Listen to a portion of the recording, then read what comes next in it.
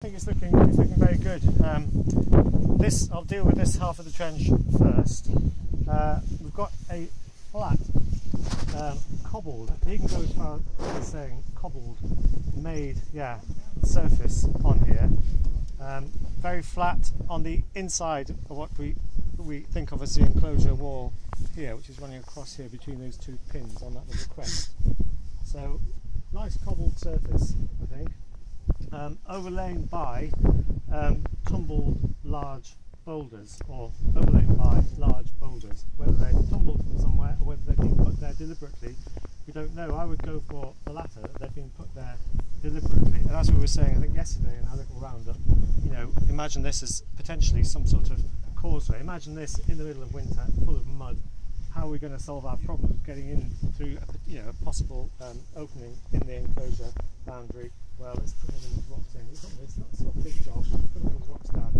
So that's one potential sort of model for how these got here. And we wouldn't go too far to suggest that a lot of these actually came from a bank that already existed. Oh, exactly. That's where they. That's where we imagine that they. That very far, would you? No. So that's where you can imagine those coming from a bank, and we've got at least getting up to sort of a couple of. They're not coursed as such, but you've got a couple of layers of these large boulders.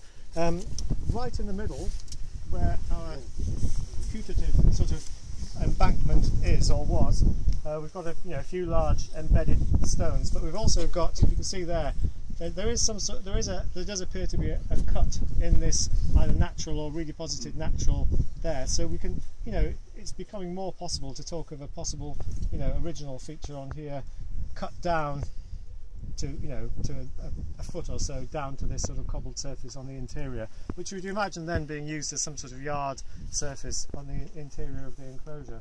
Down here it's getting a little bit more, getting more complex and inevitably more difficult to explain. Yesterday we really excavated a pit in here because we thought we were getting down to natural on this side, and we are on natural on this side, on the far side of the trench here. But then, slightly confusingly, down the bottom we've got another one of these. What looks like it's slightly less well made, but another one of these cobbled or compressed pebble surfaces.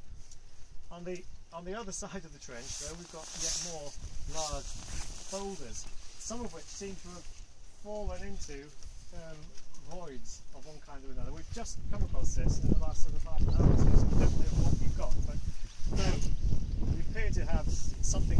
This could be animal related. There are certainly some small holes in it that animal related, but nothing very big. So we've got large, but all we can say at the moment is we've got some large boulders apparently subsiding